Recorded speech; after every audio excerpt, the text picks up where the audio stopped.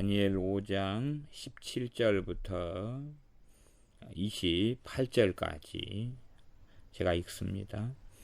다니엘이 왕에게 대답하여 가로되 왕의 예물은 왕이 스스로 취하시며 왕의 상급은 다른 사람에게 주옵소서. 그럴지라도 내가 왕을 위하여 이 글을 읽으며 그 해석을 아시게 하리이다.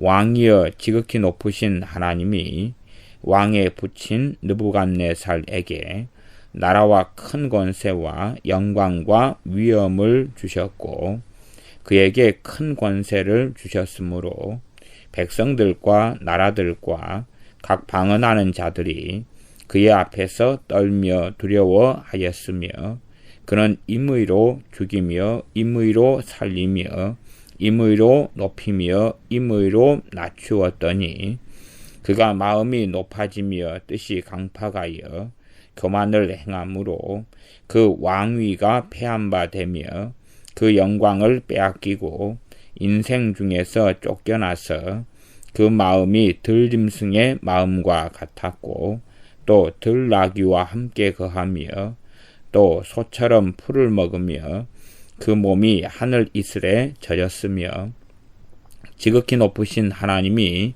인간 나라를 다스리시며 자기의 뜻대로 누구든지 그 위에 세우시는 줄을 알기까지 이르게 되었었나이다. 벨사살이여 왕은 그의 아들이 되어서 이것을 다 알고도 오히려 마음을 낮추지 아니하고 도리어 스스로 높여서 하늘의 주제를 거역하고 그 전 기명을 왕의 앞으로 가져다가 왕과 귀인들과 왕후들과 빈궁들이 다 그것으로 술을 마시고 왕이 또 보지도 듣지도 알지도 못하는 금은 동 철과 목 석으로 만든 신상들을 찬양하고 도리어 왕의 호흡을 주장하시고 왕의 모든 길을 작정하시는 하나님께는 영광을 돌리지 아니한지라. 이러므로 그의 앞에서 이 손가락이 나와서 이 글을 기록하였나이다. 기록한 글자는 이것이니 곧 메네 메네 데겔 우바르신이라.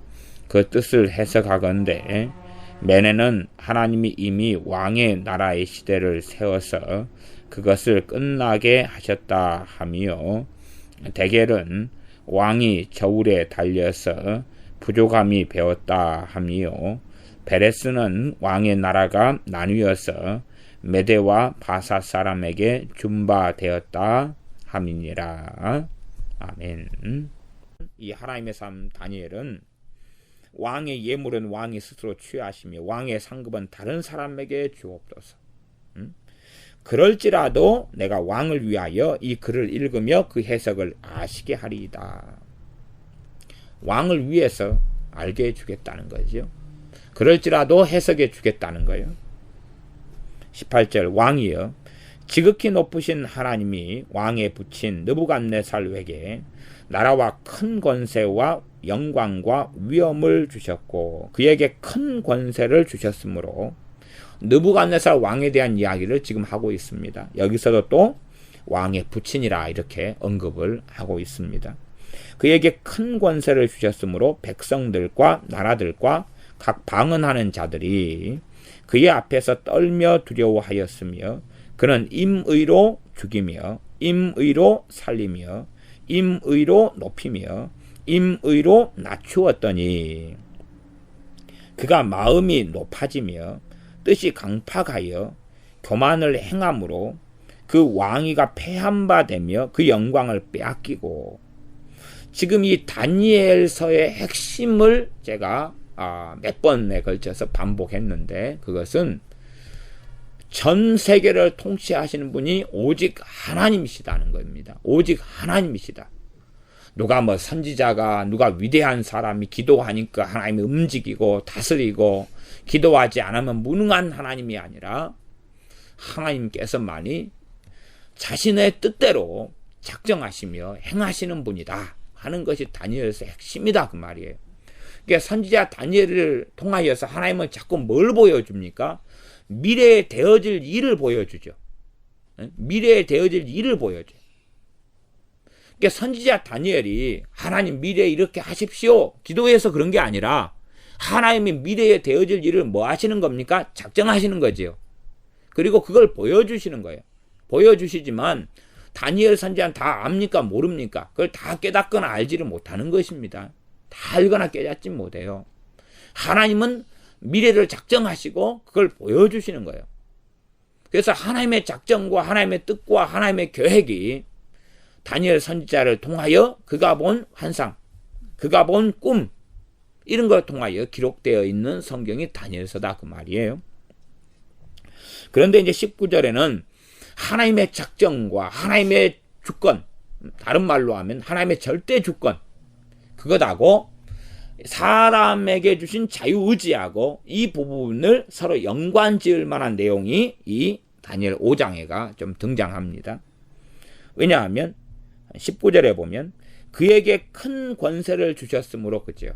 이게 하나님께서 이 땅을 다스리고 통치하시는 방법이 뭐냐 하면 사람에게 하나님께서 권력자를 세우시고 그에게 뭘 주시는 거예요? 큰 권세를 주시는 거예요. 그러면 작은 자를 세우시면 그에게는 뭘 주겠어요? 작은 권세를 주시죠. 권세 안에는 그 권세의 테두리 안에서 하나님께서 그 권세를 거둘 때까지는 임의로 할 수 있는 게 주어지는 거예요. 이게 하나님의 통치 방법이 그거예요. 이게 절대적인 예정론에 사로잡힌 이런 사람들은 내가 오늘 저녁에 콩나물국을 끓여 먹을 것인가 이것도 예정돼 있다. 내가 언제 화장실 갈까도 예정돼 있다. 언제 믿을까도 예정돼 있다. 이런 거짓말을 하는데 성경 그런 걸 이야기하는 게 아니에요. 잘 봐보시면 19절에 그에게 큰 권세를 주셨으므로, 큰 권세를 주셨으므로 그 큰 권세 안에서 백성들과 나라들과 각 방언하는 자들이 그의 앞에서 떨며 두려워하였으며 그 큰 권세 안에서 그가 임의로 죽였다 그 말이에요. 하나님의 작정된 것 속에 죽인 게 아니라 임의로 죽인 거예요. 말하자면 사단에게도 그가 가진 권세가 있어요. 그래서 그가 사람들을 죽일 수 있어요. 그러나 모든 사람을 자기 마음대로 죽일 수는 없어요. 하지만 그가 가진 권세 안에서는 사람들을 죽일 수 있어요. 성경에도 뭐를 기록합니까? 주님께서 사람을 죽이는 자들을 두려워하지 말아라. 오히려 사람을 죽일 수도 있고 그 다음에 영원한 지옥에 넣으시는 그 하나님을 두려워하라. 마귀는 사람을 죽일 수는 있으나 그러나 영원한 지옥 속에 집어넣지는 못해. 오히려 지가 들어가게 되죠. 이 땅의 권력자들은 사람을 죽일 수 있어요. 핍박할 수 있어요. 그러나 영원한 하나님의 심판을 그들도 받을 수밖에 없는 거지. 그 사람의 영혼을 영원한 멸망인 지옥에 쳐넣을 수는 없다 그 말이에요. 이 땅의 어떤 권력자라도 그럴 수 없다는 이야기죠. 느부갓네살 왕은 어마어마한 큰 권세를 하나님께 받았어요. 그리고 그는 임의로 사람을 죽였다 그 말이에요. 임의로 죽였어요. 임의가 뭡니까? 자기 뜻대로예요. 하나님의 뜻이 아니라 자기의 뜻대로 사람을 죽였어요. 임의로 살렸어요. 죽일 사람을 살리고 살릴 사람을 죽일 수도 있었어요. 그 다음 임의로 높였어요. 자기 마음대로 너희 큰 권세를 가져. 임의로 낮추었어요. 마음에 안 들어. 너 나가. 너 귀양살이 해. 그렇게 임의로 살았다 그 말이에요. 그러니 그런 면에서 하나님의 주권을 이해를 해야 됩니다. 좀 넘어가서 23절 벨사살 왕에게 다니엘 선지자가 하는 이야기입니다. 23절 전체를 읽어보겠습니다. 도리어 스스로 높여서 당신이 하늘의 주제를 거역하고 그 전 기명을 왕의 앞으로 가져다가 왕과 귀인들과 왕후들과 빈궁들이 다 그것으로 술을 마시고 왕이 또 보지도 듣지도 알지도 못하는 금은 동 철과 목 석으로 만든 신상들을 찬양하고 도리어 왕의 호흡을 주장하시고 왕의 모든 길을 작정하시는 하나님께는 영광을 돌리지 아니한지라. 왕의 모든 길을 뭐 하신다 그래요? 작정하신다 그러죠. 왕의 모든 길을 작정하신다 그래요. 그러면 절대적인 예정으로 들어가면 이건 운명론이 되어버리는 거예요. 한번 잡읍시다. 왕의 모든 길을 작정해요. 절대 주권입니다. 그러면 왕의 모든 길 가운데 왕이 성전의 기명으로 술 마시는 것이 작정돼 있었을까요? 당연히 없었죠.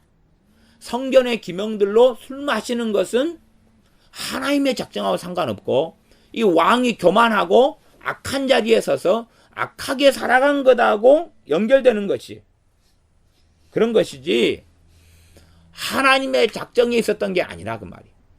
그런 부분을 이해해야 되는 거예요. 하나님의 신비로운 주권하고 사람의 자유의지가 신비롭게 이렇게 연결돼 가는 거예요. 연결돼 가는 거지. 그러지만 하나님은 그럼에도 모든 길을 작정하시는 분이에요.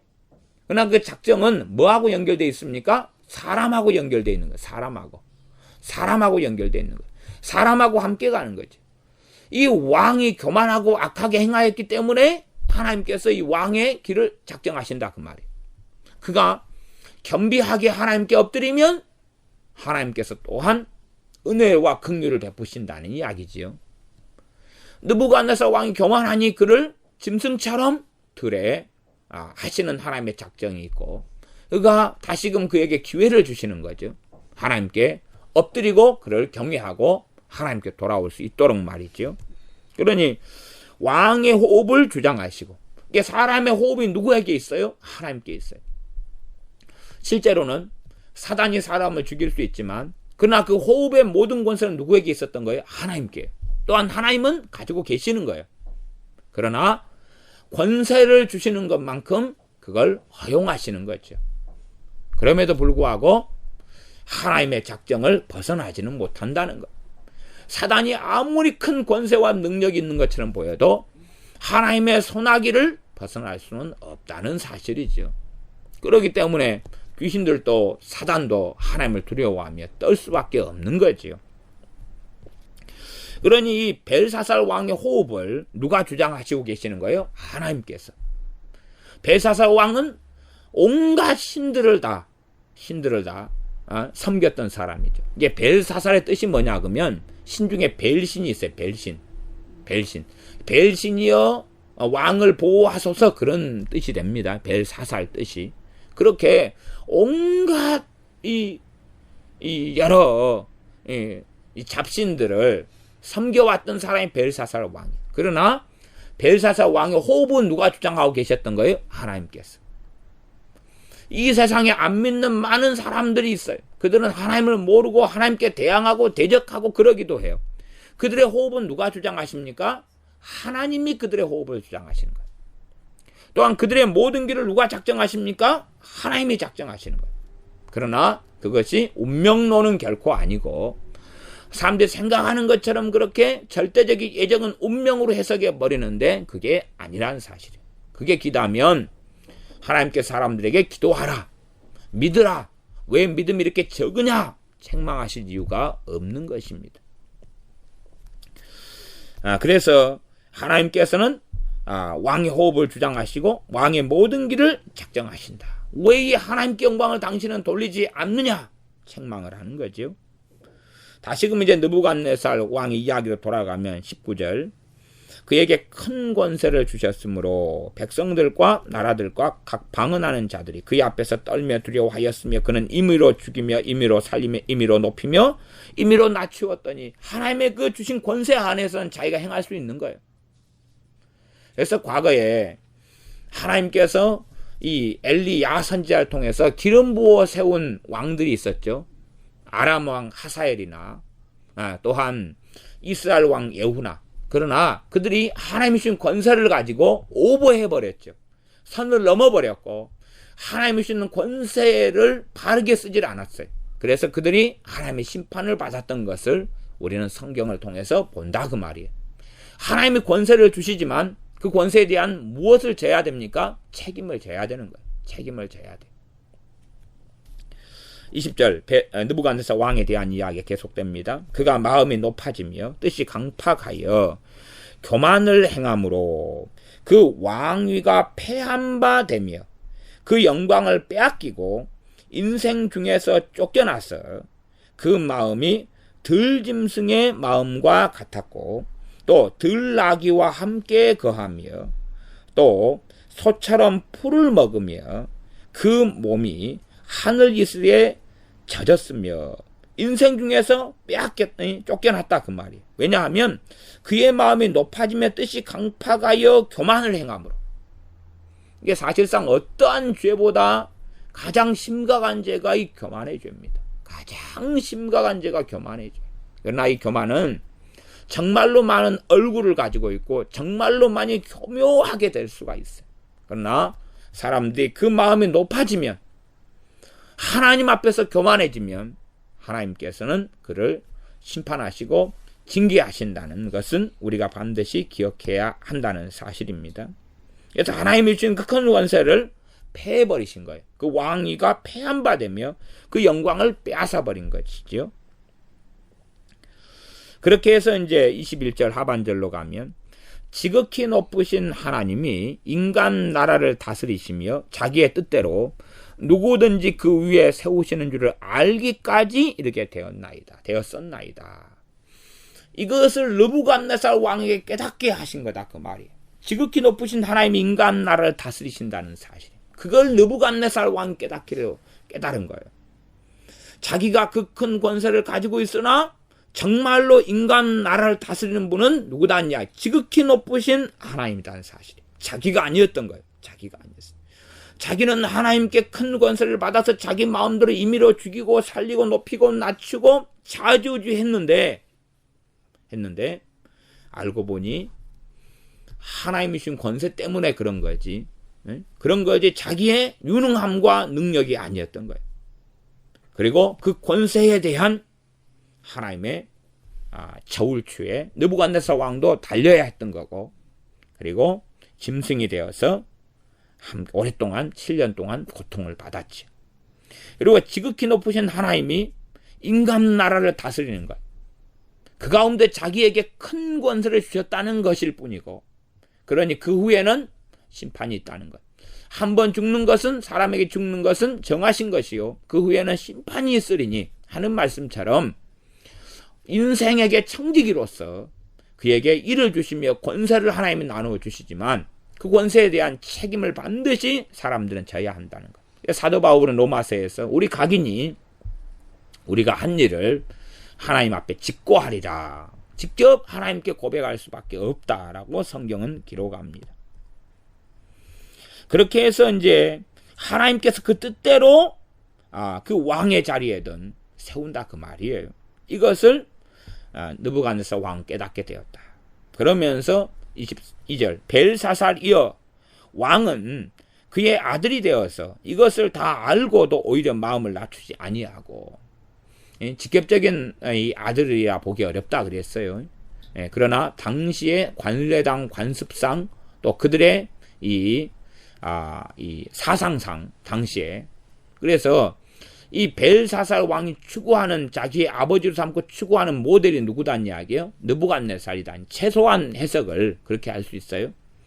느부갓네살 왕의 인생과 삶을 이 벨사살 왕은 연구하고 조사하고 알 거 아니에요. 그런데도 불구하고 이 잘못된 길을 걸어간다 그 말이에요. 느부갓네살 왕이 하나님에 대해 조서를 선포하고 그 다음에 하나님 앞에 엎드려 예배하고 경배했던 것, 그리고 그가 짐승이 되어서 교만한 다음에 낮았던 것, 그런 걸 왜 당신이 알고서도 이렇게 교만한 길을 걷느냐. 그래서 23절 도리어 스스로 높여서 하늘의 주제를 거역하고, 스스로 너 자신을 높이느냐. 참 많은 믿는 사람들, 또 주의 종들이나 참 어리석은 길을 걷는 것은 스스로 자기를 높이는 거야. 하나님이 높여주셔야 되는데 스스로 높이는 거예요. 이건 끔찍한 일입니다. 나아가서 하나님이 높여주실 때도 그의 마음은 낮은 데 처해 있어야 되는 거예요. 그러나 하나님이 높여주시니까 그의 마음이 높은 데 처해가지고 기곤만장해지는 거죠. 느부갓네살 왕에게 큰 권세를 주시며 높은 데 처하게 하시니까 느부갓네살 왕이 교만해지고 악해지는 거죠. 하나님의 심판 속에 들어가고 마는 것입니다. 24절 이러므로 그의 앞에서 이 손가락이 나와서 이 글을 기록하였나이다. 손가락이 나와서 이 글을 기록하였나이다. 기록한 글자는 이것이니 곧 메네 데겔 우바르시니라. 메네 데겔 우바르시니라.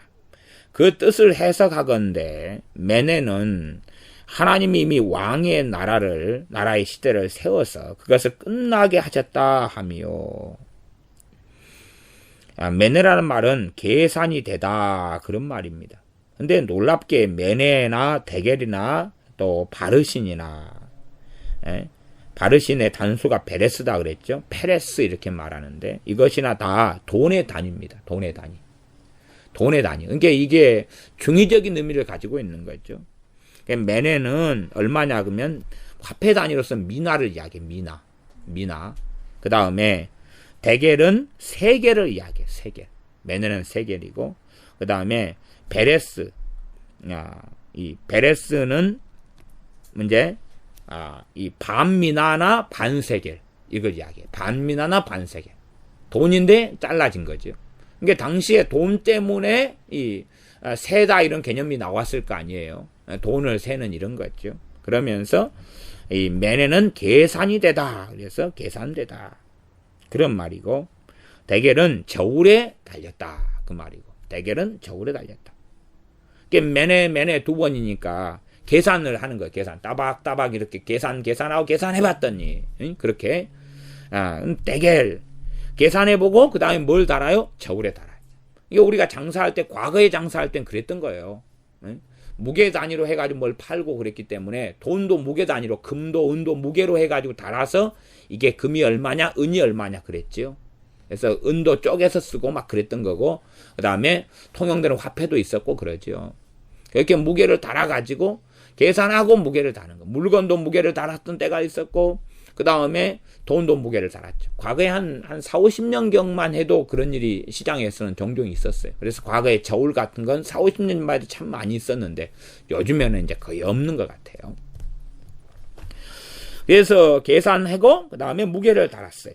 달았는데 베레스는 이 나누었다 이런 말이다 그랬죠. 반미나 반세겔 나누어진 거죠.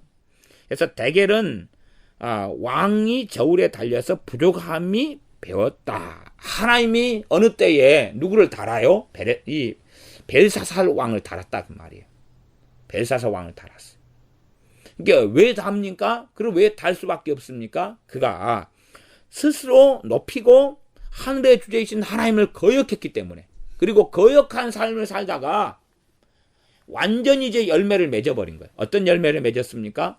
성소의 성전의 기명들을 가져다가 술잔치를 해버리는 거죠. 그러면서 오히려 금은동 목석으로 지은 신들을 찬양하고 찬미하는 아주 극단적인 길을 걸어간 거예요. 그전에도 스스로 자기를 높이는 길을 오래 이 왕으로 살아오면서 걸어왔을 거 아니에요. 그 길을 오래 걸어왔고, 그 다음에 하늘의 주제인 하나님을 거역한 삶을 계속 살아왔고, 그러다가 이제 종기부를 찍는 거죠. 그러니 하나님께서 종기부를 찍었을 때 저울에 달았다 그 말이에요. 그래서 손가락으로 아마 천사의 손가락이나 되겠지요. 글을 쓰게 하는 거예요. 그래서 이 저울에 달았더니, 그랬더니 이제 미달됐다, 부족하다. 하나님께서 저울에 달았다. 28절, 베레스는 왕의 나라가 나뉘어서 메대와 바사 사람에게 준바되었다 함이니라. 그래서 하나님께서 나누는 것도 누구 뜻이에요? 하나님 뜻이죠. 하나님 뜻이에요. 그러니까 이 메대 사람 다리오 왕이 되고, 그 다음에 저기는 이제 바사 나라가 또 성립이 하겠죠. 둘이 나누어지니까. 그래서 나누어 가지고 어떤 면에서 반란이죠. 국가 전복이죠. 큰 대제국 안에는 여러 인종, 여러 족속들이 많을 거 아니에요. 그 중에서 바사 족속의 중심 인물인 이 다리오가 왕이 돼가지고 이제 바사 사람들 중심으로 모아가지고 공격을 해가지고 왕성을 점령하고 무너뜨려서 이 메대 왕국을 세우는 거예요. 세워요. 이제 한 대제국 안에는 과거에 나라들이 많이 있었을 거 아니에요. 도시국가들, 나라들이 많이 포함되어 있었죠. 그러니까 완전히 흡수되는 경우도 있었고, 속국 형태로 있었던 경우도 있었고, 그러니까 그 가운데는 왕족 같은 경우는 유지가 되고 막 그러는 거죠. 이런 여러 형태들 속에서 사람을, 군사력을 준비해가지고 이제는 절반을 쪼개 먹는데 이 두 쪽으로 나눈 것도 누가 작정했다는 이야기예요? 하나님께서. 이게 메대하고 바사로 이 바벨론 제국이 갈라지는데 메대와 바사를 차지한 왕들은 자기의 권력과 자기의 지혜와 자기의 힘이라고 생각할 수 있으나 그러나 하나님께서 그렇게 작정하셨기 때문에 그게 가능하다 그 말이에요. 하나님의 작정 때문에 그게 가능한 거예요. 어리석은 사람들은 이 한국 사람들이 고구려 시대를 꿈꾸고 고구려가 삼국을 통일했으면 하고 생각합니다. 그러나 통일 신라가 고구려 백제를 통일한 것은 누구의 작정입니까? 그건 하나님의 작정인 거라. 하나님의 작정. 그 다음에 통일 신라 시대 끝나버린 것도 누구의 작정입니까? 하나님의 작정인 거예요. 고려가 일어나는 것도 누구의 작정이에요? 하나님의 작정이에요. 고려가 망하는 것도 왜 망합니까? 하나님께서 그들을 저울에 다니까 망한 거예요. 조선을 세운 것도 하나님의 작정이에요. 그러나 조선이 멸망하는 것은 그들을 저울에 달았는데 미달된 거예요. 그리고 패하게 되는 거죠. 왜 대한민국이 일제 36년의 식민지 속에 살아갑니까? 하나님께서 그렇게 행하시는 거예요. 하나님께서 행하시는 거예요. 그러니까 그런 것을 이해해야 돼요. 왜? 대한민국이 조선시대로 살면서 조선 후기에 얼마나 부패했습니까? 말하자면 심각한 제약 속에 들어간 거예요. 심각한 제약 속에 들어간 거예요. 왜 남과 북이 갈라지고 북한이 저렇게 악한 정권 속에 살아갑니까?